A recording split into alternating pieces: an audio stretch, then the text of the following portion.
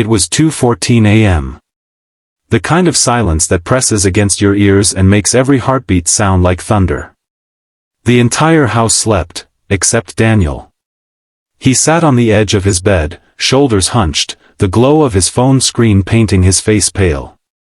He scrolled through photos he didn't even remember taking, smiles that looked borrowed, laughter that felt staged. To everyone else, Daniel had it all, the job, the apartment, the charm. But that night, even his reflection looked like a stranger. He exhaled a shaky breath and rubbed his eyes. His mind wouldn't stop whispering, "You're failing. You're faking it. You're fooling everyone." That's when the floorboards creaked. He froze. Then, a soft voice drifted from the hallway, barely louder than a sigh. "Daniel?" It was Lily, his younger sister. She stood by his door, wrapped in a blanket like a tiny ghost, her hair messy from sleep. "You okay?" she asked, rubbing her eyes. Daniel forced a smile, the same practiced, picture-perfect one he wore at work. "Yeah, just couldn't sleep," he said lightly. "Go back to bed, squirt." But she didn't move. She stepped closer, her small feet padding against the wooden floor. "I heard you talking," she said softly. "You said you're tired." He swallowed hard. "It's nothing. Grown-up stuff. Don't worry about it." She tilted her head, her eyes, half asleep but filled with something older than her age, locked on his. Then, she whispered the words that cracked something deep inside him. "You don't have to pretend." He blinked. "What?" "You always smile," she said. "Even when your eyes look sad. You did that when Mom left, and when you came home late last week. You don't have to pretend, Danny." He stared at her, words stuck in his throat. For months, he'd been keeping everything bottled up, his layoffs at work, the constant pressure to keep things together for his little sister after their mother left town. He didn't want her to see him break. He didn't want to be another disappointment. But now, standing in the dim light of that hallway, he couldn't hold it anymore.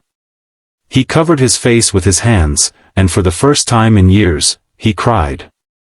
Not the quiet kind of crying, but the full, gut-wrenching release of someone who's been holding their breath for too long. Lily didn't speak. She just climbed onto the bed beside him and wrapped her tiny arms around his shoulders. They sat like that, no explanations, no fake smiles, just silence and the steady rhythm of shared pain softening into peace. The next morning, sunlight spilled through the blinds. The air felt lighter, cleaner. Daniel made pancakes, burnt on one side, perfect on the other, and Lily grinned like it was a feast. She told him about a dream she had, something about flying, and he actually laughed, really laughed, for the first time in months. Later, as he dropped her off at school, she squeezed his hand and said, "You look more like you." He smiled, not the practiced kind this time, but one that reached his eyes. "Maybe I'm starting to be." That night, when he sat alone again, he didn't reach for his phone. Instead, he opened his laptop and started typing, his resignation letter. He'd been clinging to a job that was draining him, pretending it was stability when it was just fear. Now, he wanted something different. Something real. He'd find it, somehow. Because now, he wasn't pretending anymore. Months passed. He found part-time work teaching art to kids at a community center. The pay was smaller, but his heart was fuller.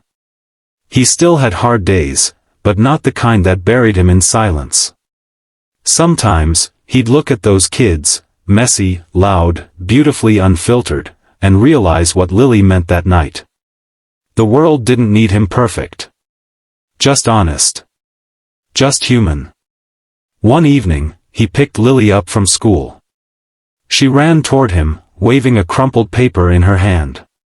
"Guess what?" she said, beaming. "I won first place in the kindness essay contest." He laughed. "Of course you did. What did you write about?" She grinned wider. "About you." He blinked. Me? Yeah, she said. I wrote that sometimes being kind isn't about helping others, it's about letting them see you're human. Like you did that night. Daniel felt his throat tighten again, but this time, it wasn't from sadness. It was gratitude. That night, everyone was asleep again. Except Daniel. He looked at the ceiling, remembering that whisper, the one that started it all. You don't have to pretend.